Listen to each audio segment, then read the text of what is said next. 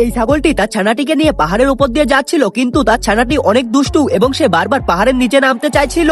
কিন্তু এই মা ছাগলটি তার ছানাটিকে নিচে নামতে দিচ্ছিল না, তাই তার ছানাটি একটা দুষ্টু বুদ্ধি করে এবং সে দড়িটাকে কেটে পাহাড়ের নিচে নেমে যায়। তারপর দুষ্টু ছাগল ছানাটি পাহাড়ের টুকরোটাকে ভেঙে নিচে একটা দৈত্যের ঘরের মধ্যে চলে যায় এবং দৈত্যটি ছাগল ছানাটিকে দেখে অনেক রেগে যায় এবং সে তাকে খেতে চায়। তারপর ছাগল ছানাটির মা এটা দেখে পাহাড়ের উপর থেকে লাফ দেয়। এদিকে দৈত্যটি ছাগল ছানাটিকে রান্না করে খাওয়ার জন্য চুলার মধ্যে দিয়ে দেয় এবং ছাগল ছানাটি চুলার পাইপ দিয়ে বাইরে বের হয়ে আসে। এরপর দৈত্যটি ছাগল ছানাটিকে জবাই করতে গেলে দেখতে পায় তার ঘরটি ভেঙে যাচ্ছে এবং তার দামি জিনিসপত্রগুলোকে সে সরিয়ে রাখে এবং সেই সুযোগে ছাগল ছানাটি দৈত্যটির ঘরের সব জিনিসপত্র ভেঙে ফেলে এবং দৈত্যটির ঘরের সব দামি জিনিসপত্র নিচে ফেলে দেয়। এটা দেখে দৈত্যটি অনেক দুঃখী হয়ে যায় এবং ছাগল ছানাটি দৈত্যটিকে সান্ত্বনা দিতে গেলে দৈত্যটি ছাগল ছানাটিকে দূরে সরিয়ে দেয়।